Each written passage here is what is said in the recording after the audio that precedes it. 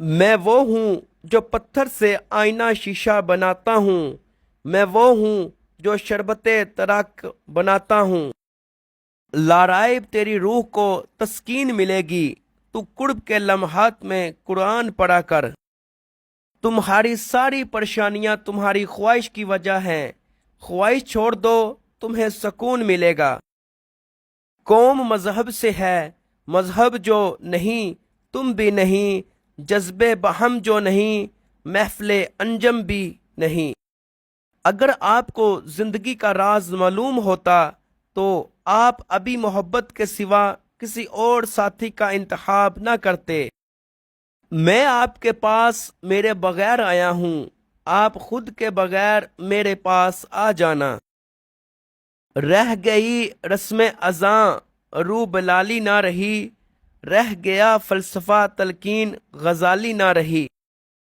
دل اگر پاک نہیں تو پاک نہیں ہو سکتا، ورنہ یوں تو ابلیس کو بھی آتے تھے وضو کے فرائض بہت۔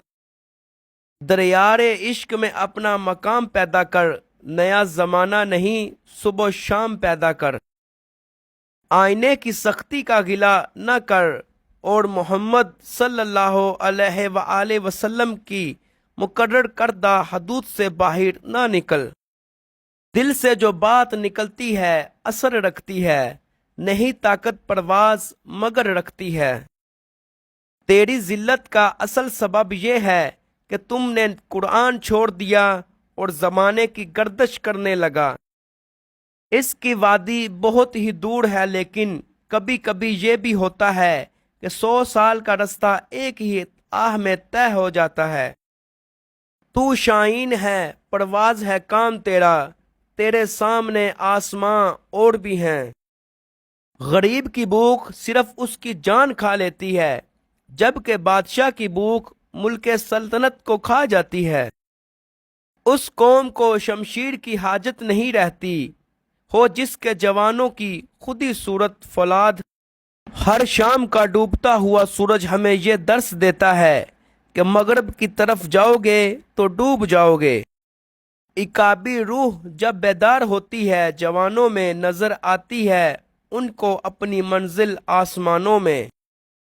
نہ تو کلمہ آتا ہے اور نہ ہی نماز میں دل لگتا ہے، لوگوں کو 2 دن کی محبت نے کافر بنا دیا۔